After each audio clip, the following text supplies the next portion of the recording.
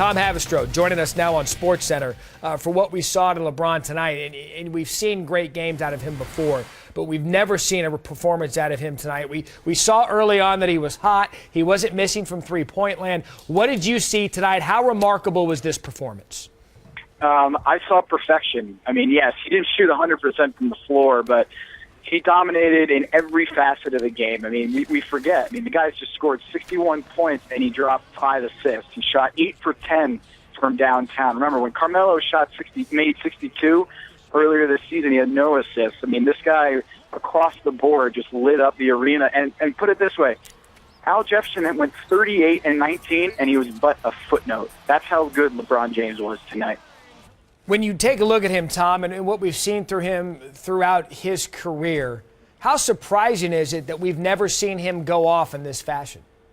It's very surprising if you just consider how good he is, but the type of player that he is not a guy who's going to gun for 30 shots if he's feeling it. I mean, this is a guy, in his DNA, is to be a team basketball player, a guy who is more Magic than he is Michael. So it is surprising he's never crossed the 60-point threshold, but not really when you consider the type of player that he is. And the interesting thing here, this is the first time in his career that he has scored at least 50 points on his home floor. The previous 9 times that he's done it in his career have all been on the road, but this time without Dwayne Wade on the court, LeBron goes 61 points on just 33 shots. I'm looking at the box score right now in the bowels of the Miami Heat arena. I still can't believe what I'm looking at. Yeah, Tom, stay with us here because I want to get some of these stats out there real quick with you on the phone. LeBron's career highs on Monday. Points in a single game, points in a single quarter, most made field goals in a single game, currently tied for most three-point field goals in a single game with 8. That's what he ended up with. Of course, the most point in Heat history, passing Glenn Rice in 1995. And we've had fun with the mask thing over the course of the last week, Tom, but what is going with LeBron's game right now that seems to be working? This is the third consecutive game he's played really well, and this night, the best of them all. Yeah, I mean, this guy is on fire. I mean, this is NBA Jam-type dominance. We've never seen like this before from LeBron. Just when we thought that the MVP race was over and Kevin Durant had all but wrapped it up, LeBron James has come on strong, has said, nope, it's not over. So this is a guy who's completely feeling it, and this is an opportunity for the world to see all the talents on display, because right now this is the golden age of basketball. We got Kevin Durant at this high level, and LeBron James is encroaching it and actually passing it. I've never seen anything like this before. 61 points on 33 shots. He's in an absolute groove. And, yes, Dwayne Wade was out, but LeBron James has played magnificently with Dwayne Wade. So lots of people probably make a lot of the fact that Dwayne Wade was not out on the floor, just like we did with Russell Westbrook and Kevin Durant. But that's not fair. LeBron James has been great all season long, even with Dwayne Wade on the floor. So this is basketball at its best, basketball perfection, what we're seeing right now from LeBron. Also worth pointing out, the last 3 55-point games in the NBA have now come against the Bobcats, LeBron James, Carmelo Anthony, and Darren Williams. In that one, you had mentioned the streak that LeBron's on now and the Heat are on now. Dwayne Wade out of the lineup. He's going to get that rest before the playoffs come about.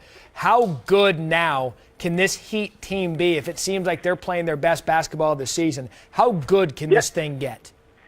Yeah, I mean, they have to be considered the title favorites. You know, the big question last month, a couple months ago, was whether they could play the same type of brand defense if Dwayne Wade wasn't 100% and being in the lineup every day, and Shane Battier and Ray Allen were getting older, whether they could bring that championship brand defense that has carried them to 2 championships and 3 straight finals appearances. But so far, they've come on just absolutely crushing teams lately with their defense in tow, and that's a big thing for them.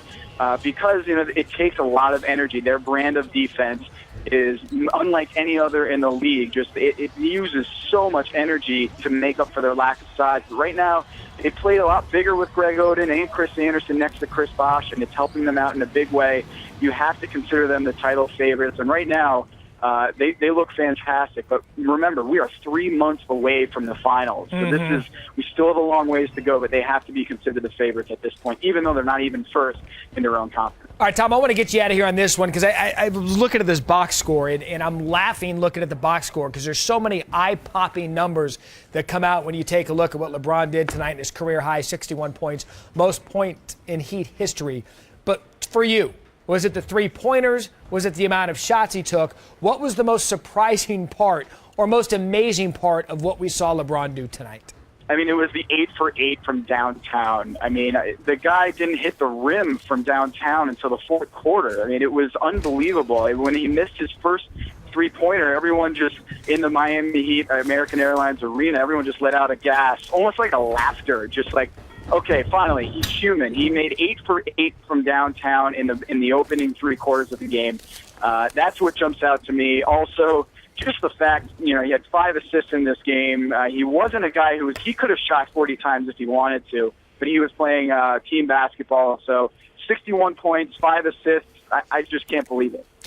Again, Tom Haberstroh, ESPN.com NBA analyst with us now on SportsCenter.